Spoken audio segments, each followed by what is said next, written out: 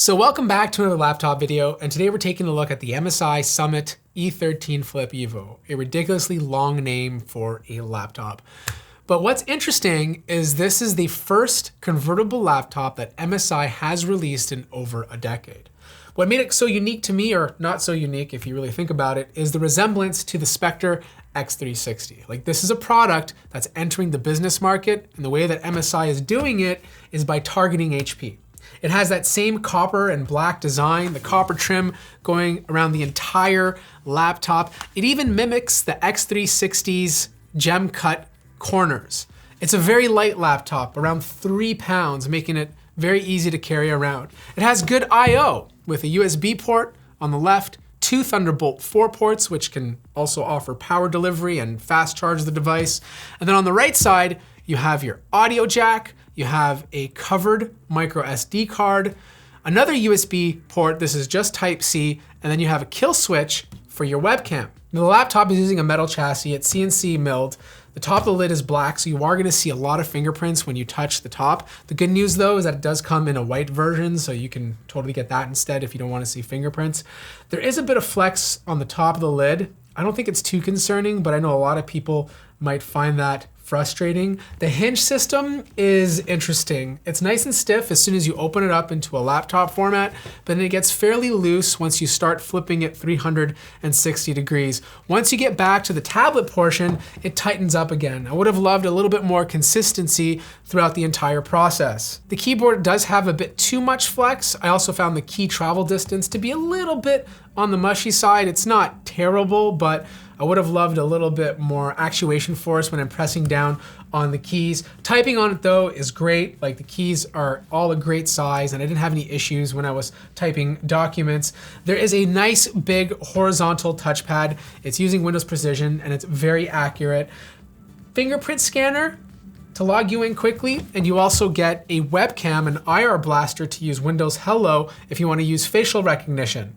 Unlike some other companies, it does come with a stylus in the box. It's using the same sort of writing technology, MPP 2.0, for less delay or less latency when you're writing on the screen. It's the same sort of technology that HP uses with their pen. I found writing notes and drawing sketches to be fantastic on it. I don't know if this is great for artists. I need an actual artist to use it to give their input, but for note-taking and quick sketches, it feels great. You can't charge it wirelessly. You have to use a USB Type-C cable to charge it, but you can just use the Type-C cable that's used to charge this laptop overall. MSI does include a nice strong magnet on the left-hand side of the laptop to hold the pen. I'd say it's a little bit stronger than the magnet that the Surface Pro uses. The 13.4-inch display is 16:10, which I personally prefer for productivity, and I think a lot more people will appreciate the vertical space. It has pretty good color accuracy, so I'd feel confident doing design work on this. The only thing to note is that the average brightness is pretty mediocre. There's a lot of other laptops at this price point that get a bit brighter. The speakers are on the bottom of the laptop. They're 2 2-watt speakers. They're okay. They have decent sound quality. Let's compare it to the MacBook Pro so you guys can see the difference for yourself.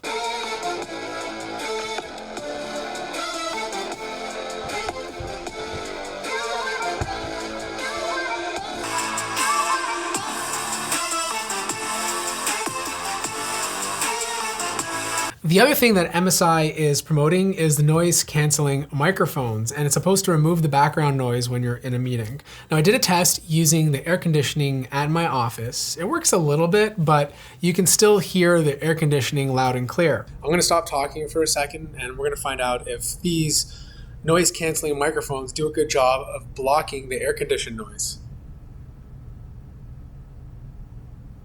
MSI is shipping the first SKU with the i7 and 16 gigabytes of RAM, a 512 gigabyte NVMe PCIe Gen 4 SSD, the 13.4-inch display for around $1,600. Performance-wise, in most tests that only use the CPU, it stays in line with the competition. Doesn't matter if you're running Cinebench or synthetics, or if you're compiling cold code with Mozilla Firefox. It performs fairly well.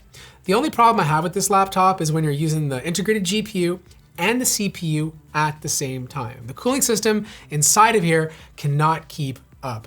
The whole laptop locks up The power limits get reduced to 3 watts, like 3 watts for the CPU, which reduces the clock speeds from about 2.2 gigahertz to 200 megahertz. I don't think I've ever seen that happen on any laptop in the past 4 to 5 years. So MSI either has a quality control issue, a software update that they need to push out, or it could just be my specific unit that's having the issue. Heat-wise, it's okay. I didn't find it to get too hot. MSI is pretty conservative with the thermals by reducing the power limit so the thing doesn't overheat. There's different modes you can choose from, whether you want to be in silent or balance mode, but I mostly ran my tests in high performance mode. Now, if you're using high performance mode, the fan noise will get over 50 decibels. If you want to stay around 45 and a bit lower, you're gonna want to keep it on balanced. And if you want it under 40, you're gonna have to use silent or battery mode. Now the internals are very interesting because there's only one thing you can technically upgrade, and that's the NVMe SSD. I said this is fast, and I mean it's really, really fast. RAM, I'm assuming, is soldered onto the motherboard, probably on the other side.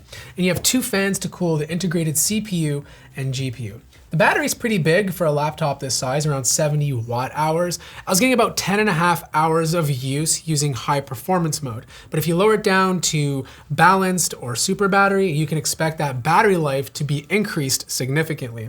Wi-Fi card is soldered onto the motherboard, but it is Wi-Fi 6E. So if you buy a router that can support it, you should have better transfer speeds.